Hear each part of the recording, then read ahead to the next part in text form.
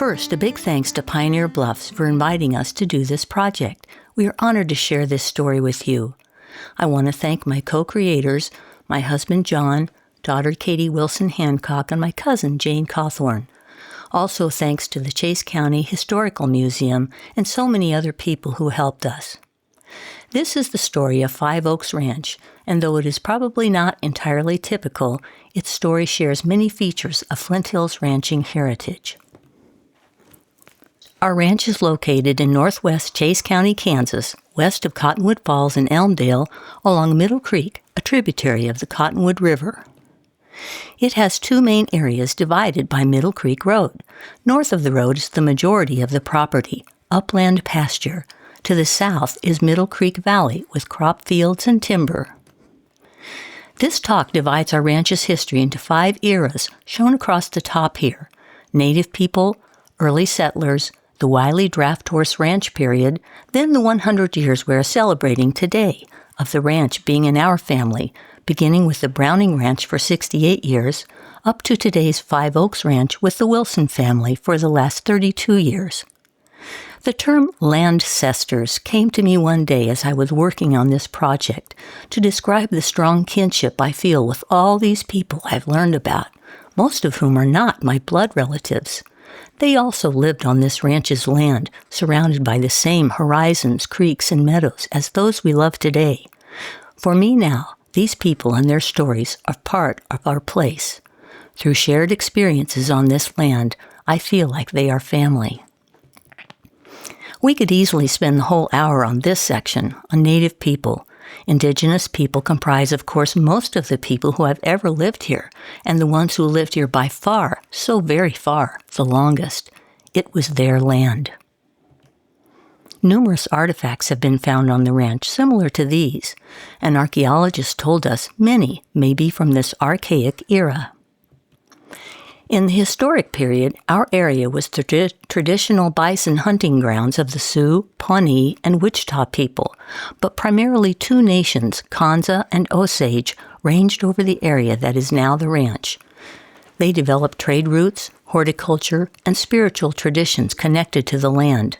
Both were relegated to ever smaller reservations in Kansas and finally forced to leave their homes and move to lands in Oklahoma in the late 1870s. Although government policies tried to eradicate these people and their culture, they have survived, and many people today, including myself, are looking to indigenous leaders for guidance in how better to live in kinship with the land as we go into the future. I've divided the 40 years of early European settlement into 4 topics: the very earliest settlers, the homesteaders, then the big capital interim landholders, the 2 long-standing immigrant families on the place, and then a little about the local communities.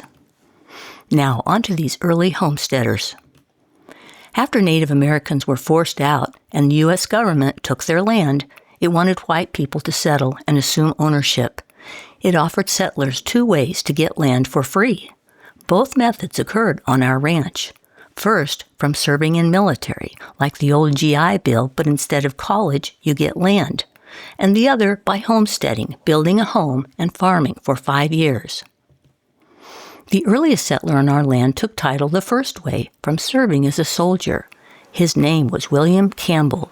He got a patent or first deed in 1861, signed by Abraham Lincoln for 40 acres across from where John and I live now. We've never found the home site. It was probably farmed over long ago. So we wondered, what war? Well, 1861 is a little early for the Civil War, so we thought, okay, war with Mexico, 1846. But then we saw on his patent, no, he fought in the War of 1812.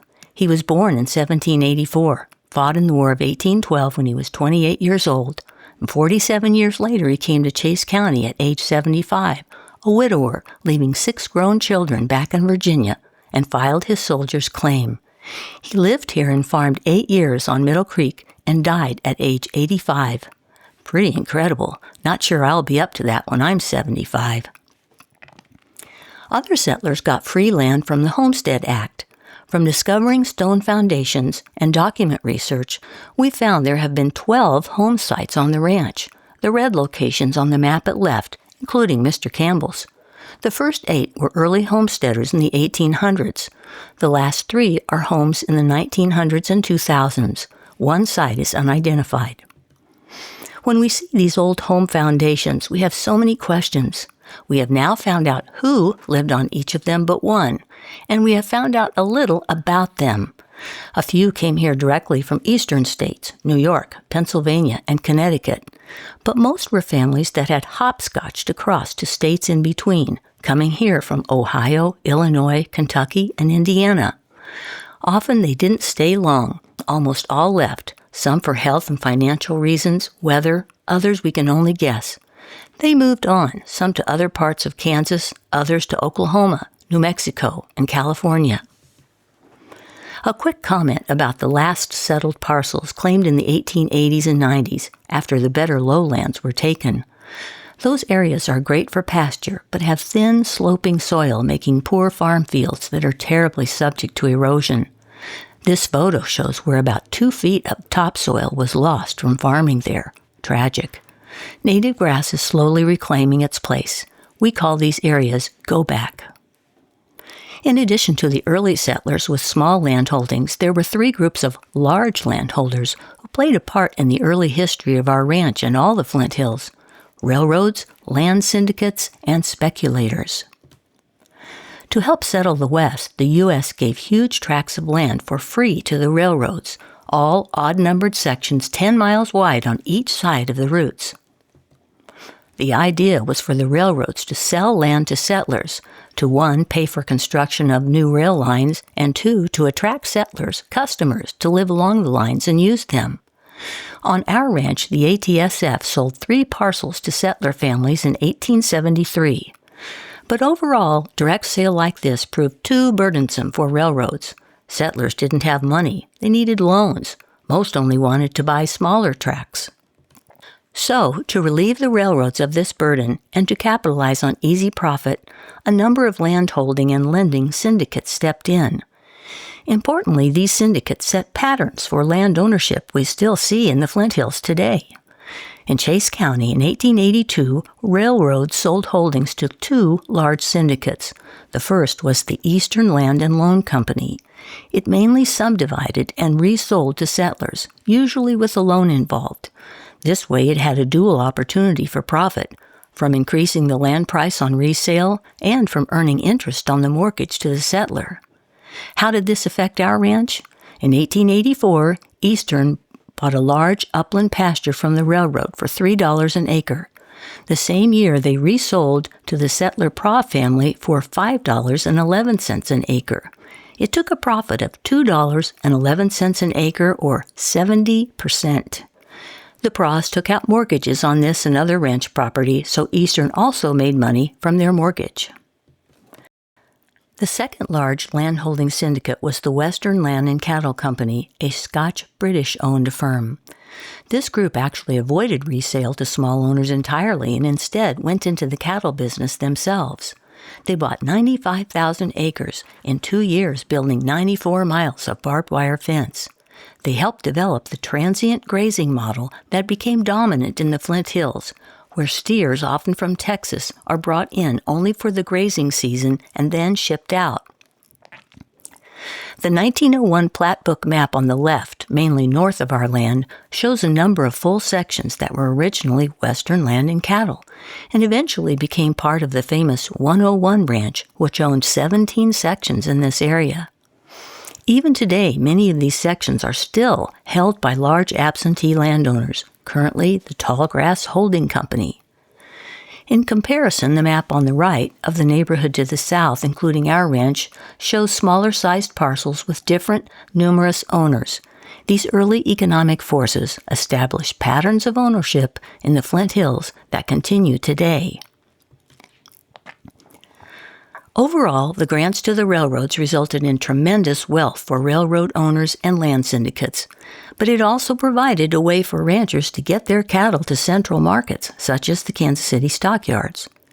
In Chase County, our ranch utilized a little spur line that the ATSF built from Neva Crossing by Highway 50 and Diamond Creek Road on to the northwest along Diamond Creek to a place called Heimer. A third group of large interim landholders on our ranch and across the Flint Hills were independent land speculators who bought and sold land only for a profit, never intending to live or operate a farm or ranch on it. On our ranch, one such speculator was George Williams, who lived in New York. In the 1900 census, he actually listed his occupation as capitalist. In 1895, he bought most of the land that later became our ranch, held it for a few years, and then resold. This was indeed the Gilded Age, and the super rich, railroads, land syndicates, and speculators were profiting even out here in these remote hills. Whereas the American-born homesteaders did not last long on the ranch, interestingly, the two longest-term early settlers were foreign-born immigrant families, the Praws from Germany and the Maybelles from France, a testament to that classic immigrant work ethic and perseverance. Fred Praw was born in Zimmer, Germany in 1839. When he was 11, his family emigrated to New York, then Wisconsin. At age 19 in 1858, he and a brother walked to Chase County, Kansas. Meanwhile, in 1860, Miranda, also at age 11, came with her family, the Pratts, from Ohio in a covered wagon. They homesteaded in 1860 on Middle Creek. Fred found work on the Pratts' farm, fell in love with the farmer's daughter, and eventually he and Miranda married. They began homesteading and acquiring their own land. They eventually put together the majority of our ranch as it is today, acquiring 9 adjacent parcels of bottomland and upland. They had to utilize 5 different methods of acquisition. One parcel they homesteaded. The other parcels they purchased, 2 from the railroad, 2 from Eastern Land and Loan, 1 from the state of Kansas, and 3 from earlier homesteaders. This was a huge accomplishment. We think of them as our real founders. They had 9 children, each has amazing stories.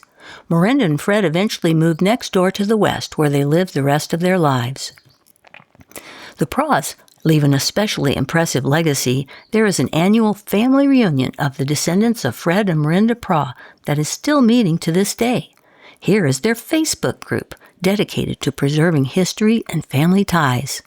Fred and Miranda Praw are in the circular Facebook group profile picture at left.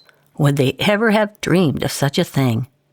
The group also includes descendants of Miranda's family, the Pratts. One more aspect of the Praw legacy is stone construction, including their double stone arch barn that was built in 2 stages, the first with impressive hand-hewn sycamore beams. Katie and Travis have done a lot of work to restore and preserve this building. They want to thank local stonemason John Maddox for saving the structure. Also, we think the Praws built a number of the stone walls, which remain on the ranch. Finally, I want to share one interesting story from a son-in-law to the Praws, William Stotts. Jim Hoy wrote that prior to the 1880s and the arrival of barbed wire, there were herder boys who would go to live with cattle in remote, unfenced pastures, basically like a shepherd. In 1876, at age 14, after both his mother and stepmother had died, William's father sent him out to watch over 300 head of cattle in a large upland pasture. The boy lived that whole summer all by himself in a dugout near his herd. On our ranch, we have remains of a dugout way up in our upland pasture, quite possibly also lived in by a herder boy. We only recently learned about the other immigrant family on our ranch, the Maybelles. We had always wondered who lived in this 2-room stone home that is still partially standing. It was a mystery, mainly because we didn't get the abstract on that parcel of land. Then a few years ago, I found an article in the Chase County Historical Sketches and did more research, finding that the home belonged to the French immigrant family of Mary Ann and Nicholas Maybelle. Here is a photo I found of lovely Mary Ann and Nicholas, 21 years her senior, who had come from Alsace-Lorraine, France, to the United States in 1855. They eventually homesteaded here on the ranch in 1867 and held the land for 33 years. The Maybelles raised 3 children in their stone home, which we assume they built. In 1882, at age 73, Nicholas died of typhoid. Mary Ann was only 52. She stayed on and in her old age lived part of the time with the neighboring Prairie family who kindly took her in. As part of the local tradition of place names from early settlers, the tributary on the ranch, which comes from the north down into Middle Creek, was named Maybelle Creek. My husband John welded this sign to mark our trail across the creek. Again, there is an interesting local historical connection to one of the Maybelle children. Their daughter Mary married Selden or Saul Haskett, and they lived north of the ranch up on Diamond Creek, now the Roniger place. Selden was 16 years older than Mary, and earlier in life, he was a trader on the Santa Fe Trail, running the Rock Creek trading post near Agnes City. Finally, on the Maybelles, we want to share a letter written in 1904 by Mary Ann, probably her last. Her maiden name, her last name in France, had been Joseph. Long widowed, now age 74, she must have heard of some people somewhere named Joseph. So she wrote them this note, which the Prairie family with whom she was living has saved. We don't know if it was recopied and actually mailed or possibly never sent because she died that year. But mainly it shows how much she, and probably other immigrants, must have deeply missed all their relatives and family left so far behind. She wrote, "I came west the year before the war.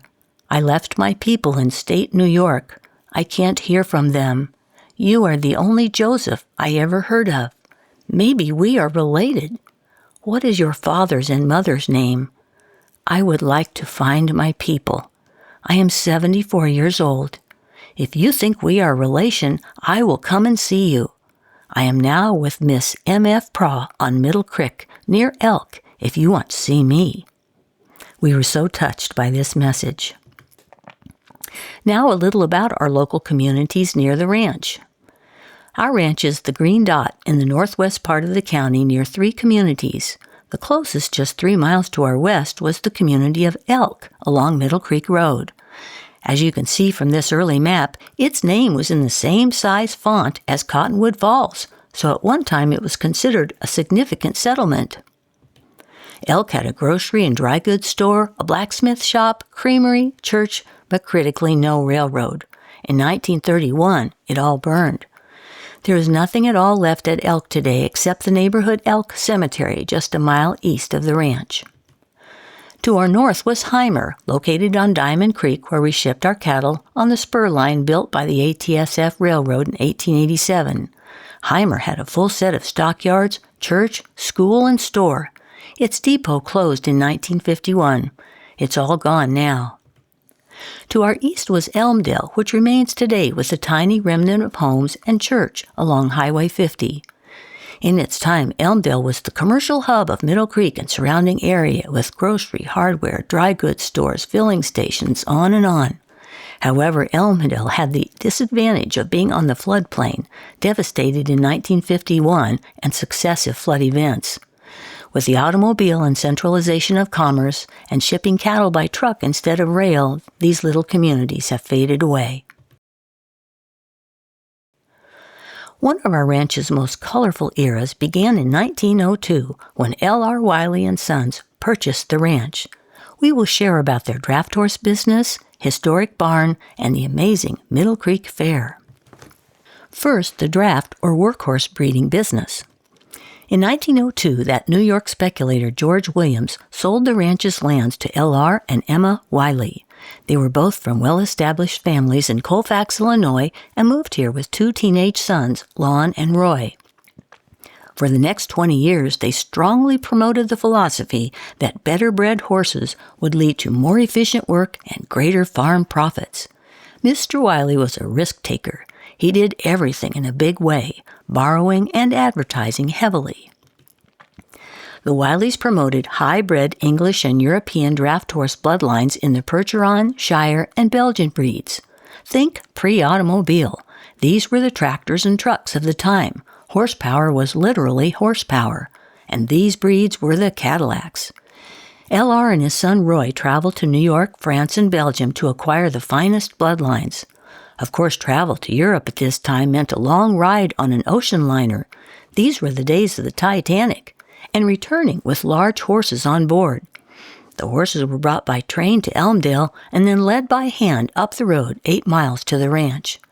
The Wileys even imported trainers from England. By the looks of this fellow's cap, we'd guess he's one of them. The Wileys often made the papers, at upper left announcing a trip to Europe, where they, quote, will not spare expense, but will look for the best to be had. To the right, announcement of an expansion into Emporia, where they bought the Pile Horse and Mule Market of 10 acres on 6th Avenue, including stockyards, barns, and a residence, and their slogan, Our Barns, Our Headquarters. This beautiful illustration came from the 33-page catalog for their big sale held in 1911 and depicts the ranch headquarters, house on the left, office and barn in back, on right in the rear the Praw's stone arch barn, and in front another long open shed, also of stone, with numerous stone walls. The trainers are leading the enormous, powerful horses up the lane. Here is the full-page ad the Wileys put in the Kansas Farmer magazine to promote this sale. You probably noticed the unusual round-topped barn in the illustration. This barn was built in 1909 when the Wileys hired a neighboring farmer and builder to construct a sizable horse barn with room enough for 25 of their big draft horses, an office and lodging for grooms. One side had barred stalls, the other side open stalls. The barn had a unique design with the large false front facade, popular at the time in town buildings but unusual on a farm. Originally painted across the front were the Wiley name and various horse breeds, even 2 oval paintings featuring their horses. Artist Martha Knudsen created this sketch of the barn, which she included in her 1993 Kansas Barns book and calendar. Unfortunately, the enormous barn fell into disrepair when it no longer had any use. Tractors replaced workhorses. Efforts were undertaken to preserve it over the decades, but it was terribly large, expensive to keep up, and especially due to its interior design, had no real function on the ranch.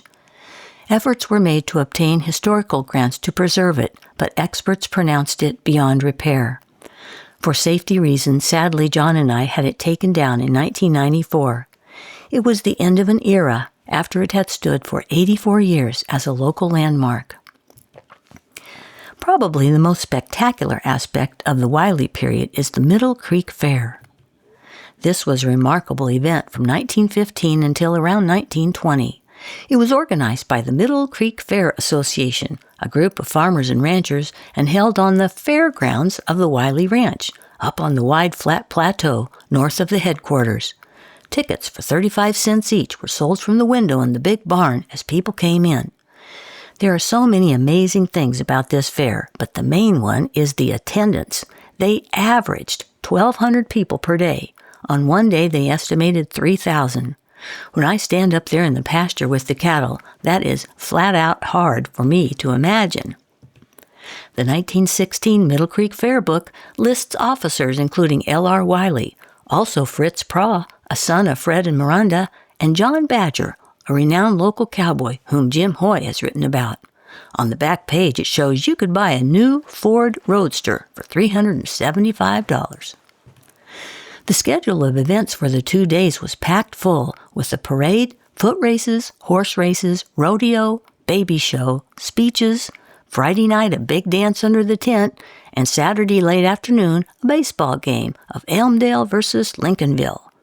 Meanwhile, there were 84 categories of judged contests, with livestock ranging from horses, mules, cattle, chickens, and other poultry, and fancy work or sewing, jelly, pickles, pies, and garden produce.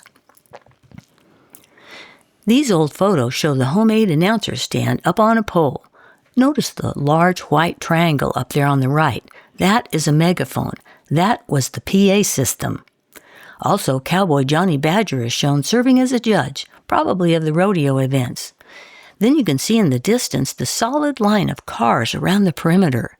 News articles reported motoring parties from Chase, Morris, and Butler counties, as well as from Oklahoma, Wichita, Emporia, Topeka, and Kansas City. It was a big deal. One of the more spectacular attractions was in the 1917 fair when early aviator Baxter Adams brought his airplane. It came in pieces by rail to Elmdale, then was brought out on hay racks pulled by horses and assembled on the grounds. He performed daring tricks and gave rides to brave souls for $5. Each year, the fair also held a baby show, with the newspaper claiming there was, quote, no shortage of fine Kansas babies on exhibit. And the 1916 fair book even announced that Teddy Roosevelt would be at the fair. It turns out Teddy Roosevelt was a draft horse stallion advertised for stud service. In 1918, there was a mishap that could have been serious, the type of nightmare the symphony in the Flint Hills would have dreaded. During the Harrington Ladies Band morning rehearsal, a big wind blew the tent over, with them in it. A newspaper account reported the ladies landed in a heap, with chairs, instruments, and tent on top of them. Thankfully, there were no serious injuries, just a few bruises and 22 sadly disheveled and dusted uniforms. The ladies were good sports, brushed themselves off, and went ahead and played for the dance that night. The Middle Creek Fair event even included a rodeo-type Wild West show with bronco riding, fancy trick riding by ladies, roping contests, a major horse race, and finally, bulldogging. This latter event is especially notable because it brought possibly the most famous person ever to be on our ranch, native Texan Bill Pickett. Pickett was a star of the 101 Ranch's Wild West show and has had books written about him. He was the first African-American cowboy to be inducted into the Cowboy Hall of Fame. He is credited with inventing the technique of bulldogging, grabbing cattle by the horns and wrestling them to the ground. Bulldogging later developed into the rodeo sport of steer wrestling. However, Pickett was not permitted to compete in the sport at many rodeos, which were for whites only. We're sure glad he got to come to our place. So whatever happened to the Wileys? Unfortunately, they lost their ranch on Middle Creek in 1924 to mortgage foreclosure. I had always assumed it was the transition to tractors that hurt them, but have since learned that transition didn't happen until about a decade later. People used horse teams well into the 30s and even 40s. An alternative explanation was given by a relative of the Wileys who stated the entire imported registered horse enterprise was ill-advised in this area.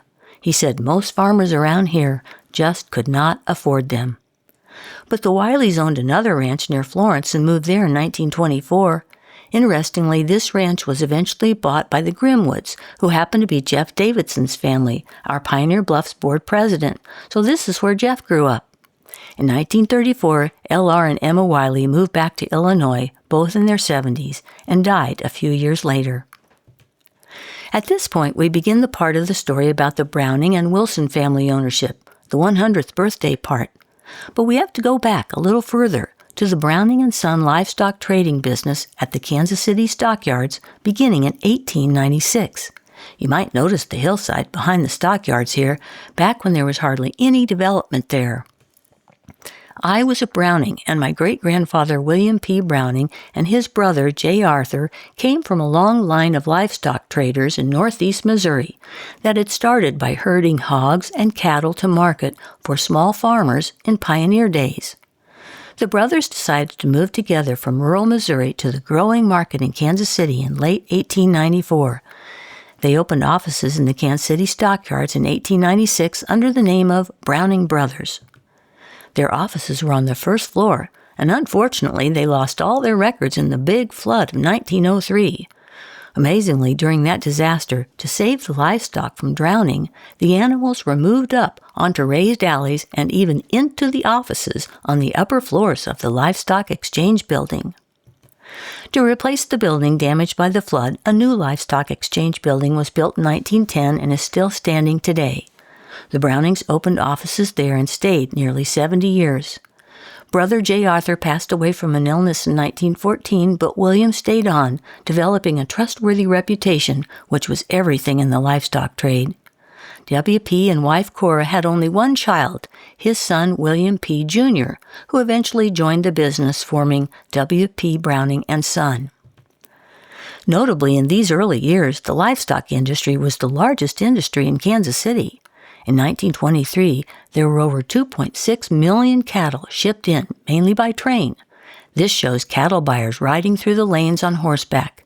The yards were a loud, busy, chaotic place. In 1907, the Brownings bought pasture land in the Flint Hills west of Madison. Up at the stockyards, they must have been realizing that the best cattle were coming out of what was then called the Blue Stem Hills. This picture shows my grandfather, W.P. Jr., who moved out there to take care of cattle. Turns out W.P. Jr. was not quite the extrovert that his father was. He preferred cattle raising and living on the ranch to the busy, hectic cattle trading business at the stockyards. A few years later, the Brownings bought the adjacent land, an old Victorian home from the Prairie family, who were moving to the Clover Cliff Ranch here in Chase County. Young W.P. Jr. married Sue, and they moved to live full-time on the Madison Ranch in 1911. Like his parents, W.P. Jr. and Sue also had just one child, a son, Billy, born in 1916 on the ranch at Madison. He was my dad. This picture shows his grandpa, W.P. Sr., holding him as a baby. Growing up, my dad adored his grandpa, and later in life wrote a memoir about him, which was so helpful for this talk. This photo shows the three William Brownings. At right, my great-grandfather, the founder who started the Stockyards business and passed away in 1931. At far left, his son W.P. Jr., my grandfather, who lived at the Madison Ranch and partnered on the Elmdale Ranch. And in the middle, the grandson, William H., my dad, who kept it all going for us. 2 generations of just one child is probably one reason we still have this land in our family. I want to step out of chronological order here and share a little about my father, William H. Browning. He grew up on the ranch there west of Madison and described his childhood in another memoir titled Flint Hills, Billy. My dad was a quiet man but loved people, and he became a doctor and practiced medicine in Wichita for 33 years. I worked summers in his office, and many of his patients made a point to tell me how much they appreciated him. Like an old-time doctor, he believed in spending the needed time with his patients. He worked long hours and many weekends. He was also a deeply committed father and especially instilled in us his abiding love for his home, the Flint Hills. He wanted us to know the ranching business, but also the grasses, wildflowers, and birds, and the responsibility we have in stewardship of this prairie. He and my dear mother Peggy raised 4 children, shown at top here. My brother Bill Browning and sister Pat Burner, who live on the Madison Ranch, and my sister Susie Pogani, who lives in Lawrence, and me. My parents cared for my grandfather W.P. Jr. until his death in 1976, and then my dad, the only son, took over responsibility for the ranch business. So returning now to my grandfather, who continued the Browning and Son cattle business. This was during the heyday of what Jim Hoy describes as the railroad era in the Flint Hills. Will and Sue Browning would ride the train to Texas to buy cattle in early spring to stock the Flint Hills pastures. These photos taken around 1940 near Alpine in far west Texas show them serving lunch to the Texas cowboys who have worked all morning to load the train cars. One more person in Browning and Son we want to recognize, Mr. C. Hardin Kelly. Sure wish I had a better picture of him. Known by all as Mr. Kelly, he was our business manager and accountant. He was a smart, loyal, honest, kind, hard-working, and much respected fellow. He served the family for 25 years. It was Mr. Kelly's diligent record-keeping that provided many of the archives for our research. Now to the story of our ranch. The Brownings purchased what was the Wiley Ranch about 30 miles northwest of the Madison place in 1925 for $44 an acre. Notably, during hard times just 9 years later, it was valued at $34 an acre. This transaction 100 years ago was the beginning of our ranch in Chase County and would have a major impact on many people, including generations to come. Let's begin with the McKee family, the family of Miles McKee, who lived there 20 years. Tom McKee, Jr. was from St. Joseph, Missouri. He had worked for his father, T.F. McKee, Sr., who was head cattle buyer for Clay Commission Company in the St. Joseph Stockyards and had quite a colorful past, including being part of an early cattle drive on the Chisholm Trail. In 1924, Tom Jr. married Nell Miles McKee, who grew up in Garden City and taught school in her early years. This is her wedding photo. While my grandfather stayed on the Madison Ranch, he and my great-grandfather went into a partnership with Tom McKee to operate the ranch at Elmdale. W.P. Browning Sr. built a new house on the ranch with a stone porch, electricity, and indoor plumbing, and the McKees moved there in 1926. Tom and Nell had 3 children, Tommy, Richard or Miles, and Jane, and they ran a busy ranching operation. Unfortunately, the 1930s were difficult years, drought and heat. But worst of all, the much-adored and respected Nell suffered a long illness, finally determined to be a brain tumor. She passed away in 1943, leaving Tommy age 18 and ready to leave home, but Miles only 14 and Jane 12. Of course, the whole family was heartbroken. In her honor, young Miles decided to start using her last name or maiden name as his first name, Miles McKee. Women did so much on the ranch, working constantly inside and outside the house. With Nell's illness and eventual passing, Tom, Miles, and Jane were strapped for help. Thankfully, Tom's mother came to live with the family and do the important work that needed to be done. Of course, kids helped too. I was fortunate to get to interview both Jane and Miles. They told me they worked hard along with their parents. Doing important chores gave them a strong purpose in life. Miles said he would help with the feeding of the cattle in the winter, when they'd throw the silage out of the silo and then go out and scoop it into the bunks. Miles enjoyed watching the cattle grow, amazing training for later in life when he became an animal science professor and livestock judge. Jane recalls driving the mules and wagon while the kids would pick up corn left on the ground by the mechanical corn picker. She said, quote, "I even loved my job to haul water to the men in the hayfields. We'd wrap the gallon jugs of water with wet burlap, and as the water evaporated, that would cool the water. They were glad to see me come." Jane's favorite job on the ranch was herding cattle horseback to and from the railroad at Heimer. Here is a Santa Fe Railroad freight bill for 9 cars of cattle shipped from Alpine, Texas to Heimer in 1939. To go receive the cattle, Jane remembers, quote, "We'd go up through the gate into Section 13. Then it was about 9 miles. Often the train was late and we'd have to wait. If we were getting cattle in and the train was late, that would be hard and we'd have to hurry to get home before dark. To ship, we'd get up in the dark, go out and first thing take care of our horses since they'd have to work all day, then come in and eat breakfast. Then we'd be out in the pasture as soon as we could see.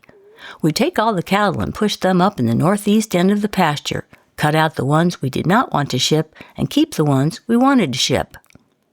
And then we'd start the drive. Best part of that trip is at noon, my mom would come up in the car and bring us hot food. Hungry? We were so hungry. When I got older, I was so proud because our neighbor Harold Miller would hire me to help him ship cattle to Heimer. That made me really proud. This is an actual photograph of the loading pens at Heimer in the 1930s, around the time the McKees would have shipped there. We don't have much information on Nell and Tom's oldest son, Tommy McKee, who lived back east after the war, but we do know both the other children became outstanding Kansans. Always an avid admirer of nature, Jane became a successful wildlife photographer and professional dog trainer, going all over the country. The only time we met Jane was in 1993, the year we moved to the ranch, when she visited to go hunting. She and her hunting buddies insisted on camping out, even though it was November and very cold. She had a long braid down her back and about a 6-inch hunting knife hanging from her belt. My little girls and I thought she was pretty cool. Here she is with Katie, who was immediately convinced that she also needed a big knife. Jane Cauthorn and I were honored to interview Miles McKee in 2015. Like his sister Jane, Miles also had a great memory and many stories. I was so impressed at his warmth and humility, despite all his many achievements as an animal science professor at Kansas State University. We got to see this large mural at the Animal Science Building, which features him at the bottom with the graduating student, a testament to his reputation as a beloved student advisor. The McKees moved away in 1946, and the Cauthorn family came to the ranch. Jim and Mary Jo Cauthorn came from the Mexico, Missouri area. Jim was family, a cousin to my grandfather. Jim and Mary Jo married in 1945, right after the war, and came to the ranch soon after in 1946. W.P. Jr. and Jim formed a partnership, Browning and Cauthorn, and Jim ran the ranch. They raised 3 daughters on the ranch, Jane, Betsy, and Polly, and stayed 47 years. Jane is currently serving on our Pioneer Bluffs board. Farm work was dangerous. Just 2 years after moving to the ranch in the fall of 1948, while filling the silo, Jim got his foot caught in the machine you would feed the ensilage into to blow it up into the silo. It was a serious injury, and Jim was in the hospital a long time. They eventually had to amputate below the knee. The first few days he was in the hospital, Mary Jo was told to bring in their little baby Jane for him to say goodbye in case he didn't make it. Janice Shaw McKee, whose father was also working for the ranch and lived next door, said it was the saddest and scariest thing she remembers. She said, "It was a horrible day for all. He was a good man and very kind to us kids. We all worried about him." Her father, George Shaw, later county sheriff, helped run the ranch when Jim was in the hospital. Thankfully, Jim recovered, and his resilience was remarkable. He continued to work on the ranch the rest of his life, performing all his duties as before, but with an artificial limb. He also used his experience to help others. When he would hear of someone losing a limb, which happened all too often in those days, he would visit them in the hospital to give encouragement. After Jim's injury, Mr. Kelly, of whom everyone thought so highly, was especially helpful in getting financial support for Jim while he was disabled. Early in 1949, while recuperating, Jim wrote a truly heartfelt letter to Mr. Kelly. He wrote, "You have spent so much of your time doing good things for other people. You are worth so much more to mankind than are so many other people. I consider it a privilege to have been associated with you. I speak for Mary Jo as well as for myself." I'm sure this letter was a treasure for Mr. Kelly to receive, and it also says a lot about Jim that he wrote it. I could tell from reading Jim's letters that his view of life was serious and sincere, but at the same time also optimistic. For example, he would remark on the various weather extremes that frustrated efforts on the farm, but always with an acceptance and resolve to forge ahead. He also had a great sense of humor and was very well liked in the community, serving where needed. When Jim passed away, my father wrote about Jim's, quote, gentle treatment of life in the world. Jim loved and greatly appreciated the beauty of the land. Mary Jo Cauthorn raised their 3 daughters and also was an elementary teacher for over 25 years in Elmdale, Strong City, and Cottonwood Falls. Mary Jo was one of the best listeners I've ever known. She just made you feel like she was really interested in you and cared about you. I can see why her students loved her so much. The Cauthorn family took good care of their lovely home on Middle Creek. All the 4 families who lived there have loved the house, but possibly its best feature is the expansive view from the front porch, getting up in the morning and looking out over Middle Creek Valley. During these years, the Linus and Nadine Burnett family also lived and worked on the ranch in a second home next door to the east. Jane Cauthorn remembers Linus as particularly kind and humane to animals. She recalled that one time when she was helping him feed, they found a cow in a weakened state after calving, who couldn't get up. She says Linus skillfully yet gently assisted her.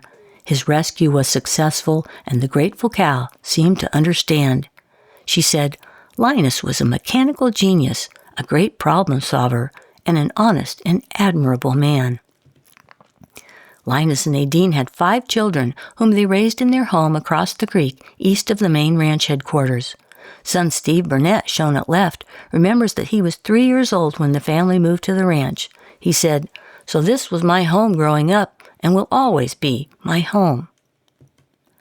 Before we go on, I want to take a minute here and note an enormous world event, World War II. On the home front, World War II impacted every family involved in the ranch. These young men served all around the world.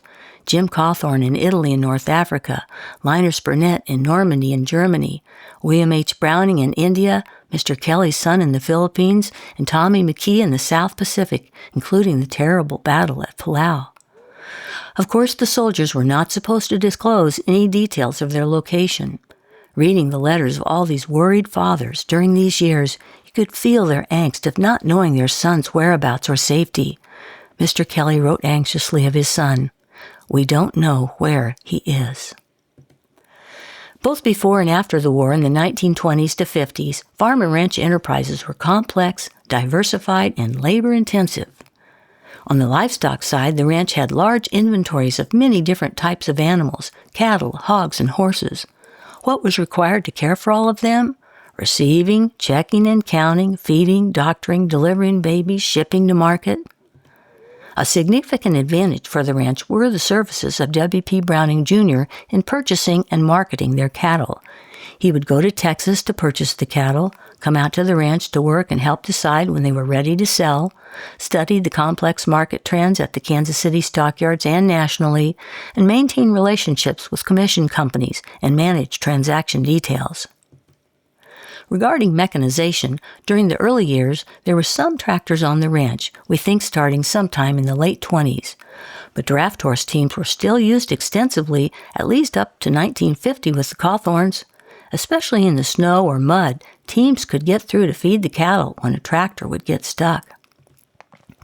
In addition to all the livestock management, the ranch had extensive farming enterprises, but almost all for feeding the ranch's own livestock, not for outside sale. There was a great variety of crops, many of which we don't even see on farms today. So much labor was involved in these early crop operations.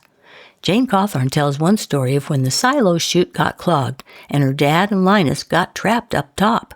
She wrote, "Neighbors traveling the nearby county road mistook the frantic waves of the men as merely friendly gestures and would return the exuberant greetings with the honk or wave. Later in the day, when a neighbor returned from running errands in town and saw the men still at the top of the silo, he realized their waves were a plea for help and assisted them by unplugging the chute near the wagon." Not only livestock had to be fed, but also people. And as with the livestock, most of their food was raised right on the ranch. Jane McKee remembers, "My mom worked very hard to feed everyone. They had a large garden and potato patch." Steve Burnett remembers, "We always ate very well. Besides the chicken, eggs, and all the vegetables Dad grew in the garden, he got a half beef and whole hog every year as part of his salary, so we had better meat than most city folks." Janice Shaw McGee recalls her mom also had a large garden, and they did lots of canning of garden produce over a wood-cook stove with the cold bath method.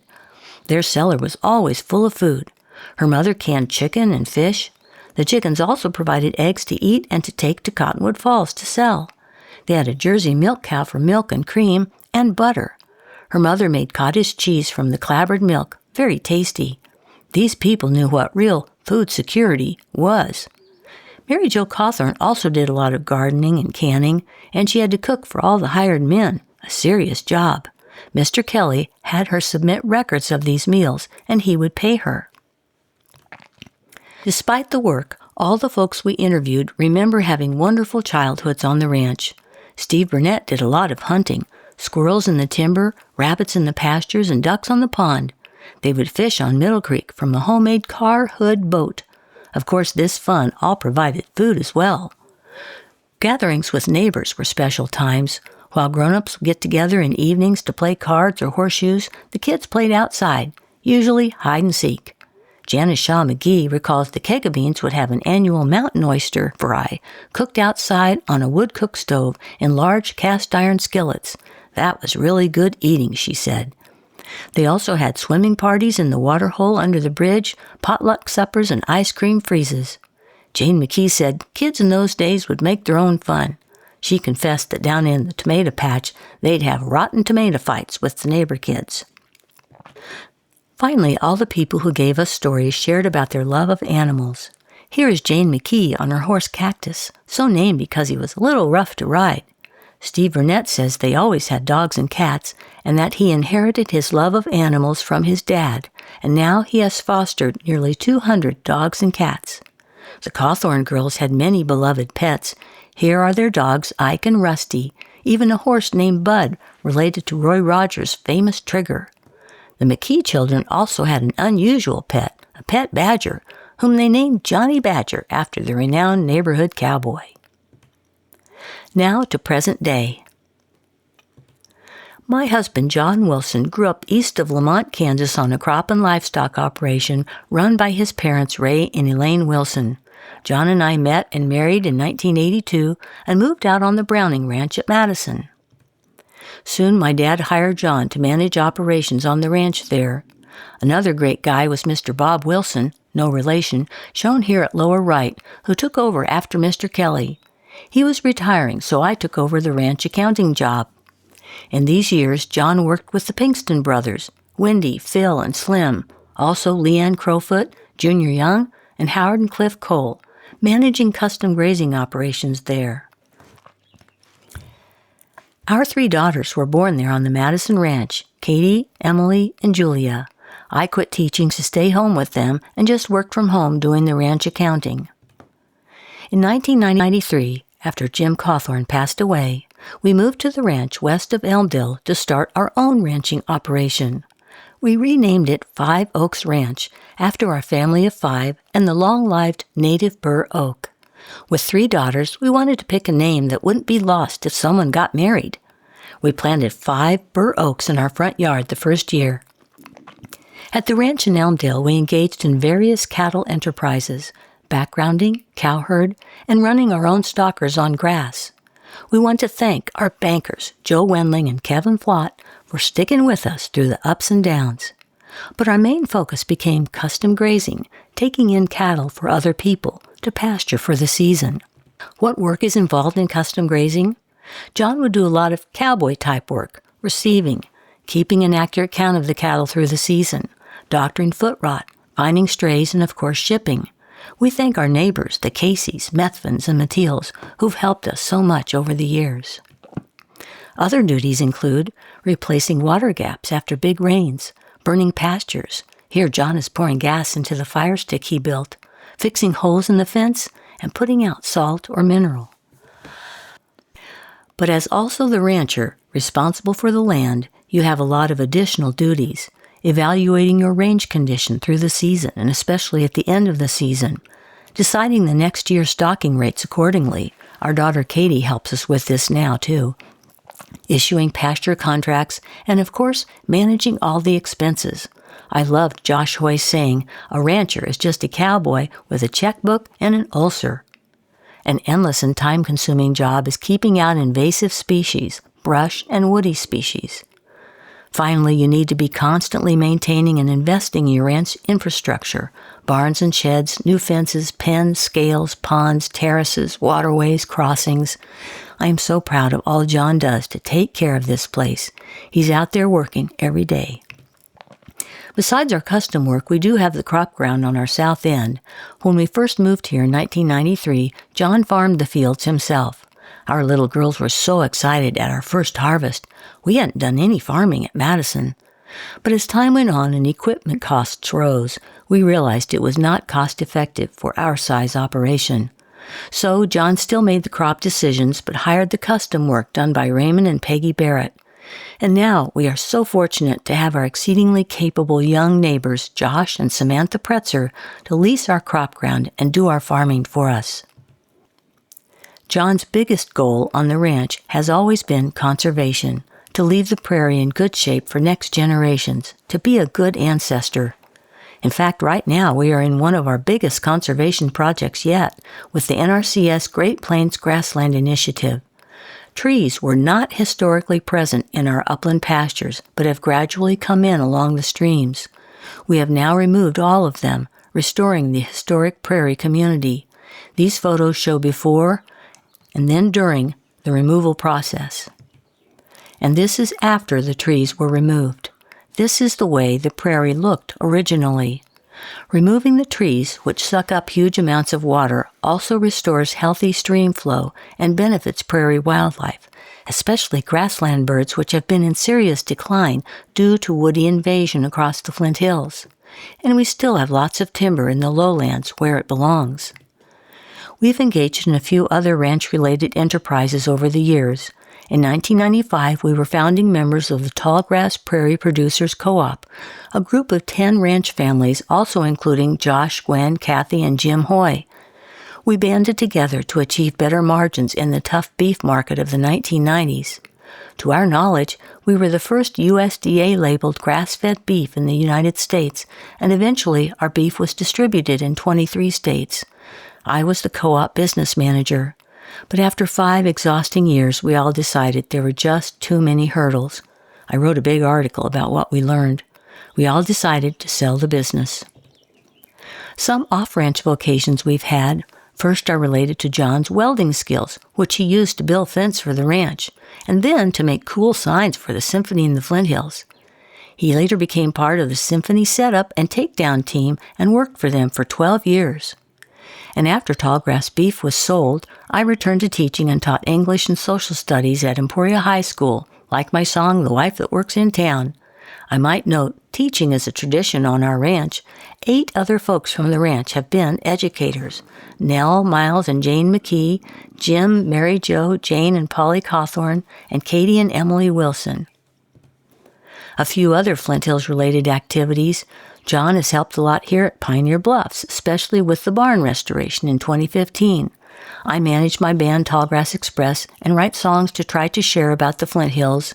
I help run the Emma Chase Friday Night Music in Cottonwood Falls, and I was conductor of the Flint Hills Map and Education Program to help Flint Hills kids realize they're from someplace really special. For fun times on the ranch, we realize our favorite activities are pretty much the same as families back in the 1940s. Being outside, enjoying our animals, and having picnics with family and neighbors. All 3 of our daughters have been married on the ranch. The location of each ceremony holds a magical significance. Today, our middle daughter, Emily Barnes, is an artist, educator, and entrepreneur, and is also the mandolin player in the Ouida Skirts local folk band. She and her husband, Zach, an artist, live outside of Lawrence. Our youngest, Julia Johns, lives and manages rental properties in Emporia. Her husband, Jeremy Johns, is co-owner and the brewmaster at Radius Brewing Company. They have a son, Jet Johns. Our oldest daughter, Katie, has a degree from K-State in range management and worked as an NRCS range specialist. In her youth, Dale Kirkham, Greenwood County District Conservationist, was an inspiring mentor. We were thrilled when Katie and Travis, a Navy veteran, moved to live on the ranch with their children, Lily and Charlie, in 2019. They are now joining in management decisions. Travis works from his home office as an electrical engineer for the Sunflower Electric Power Utility. They have been dedicated to restoring and preserving the buildings on the ranch, and Katie wants to especially thank the following craftsmen who have helped them: Rich Ulrich in home plastering, kitchen, and woodwork, Gary Kutzinger and Mitch Vandergriff painting and restoring windows, and Travis himself rewiring the house and original light fixtures. Now, when I look back on all the people who have made their lives on this land, my landcestors, I ponder how their personalities and the circumstances of their times inevitably shaped their lives.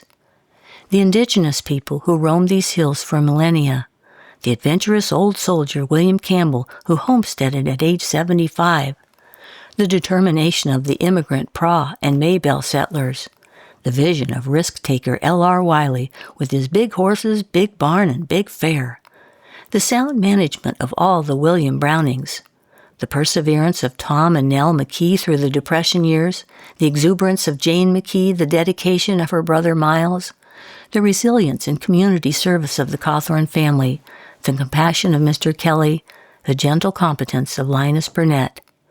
Nothing they did was easy. I think they all did their best. We humans take our turn and are a part of things, and then we are gone.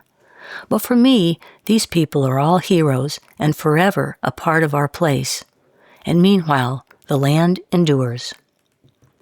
Looking forward, after our children, our next generation is our 3 grandchildren, Lily, Charlie, and Jet. Who knows what this world will be like and where life will take them? But we hope, if they choose a life on this land, that it brings them as much joy as it has us. We know we have been very lucky. We'll end with an inspiring quotation from Abraham Lincoln, who founded the Department of Agriculture, started the land-grant universities, the first being K-State where Miles McKee taught, and who signed the first patent on this ranch in 1861. Lincoln said, Let us hope that by the best cultivation of the physical world beneath and around us, and the intellectual and moral world within us, we shall secure an individual, social, and political prosperity and happiness, whose course shall be onward and upward, and which, while the earth endures, shall not pass away.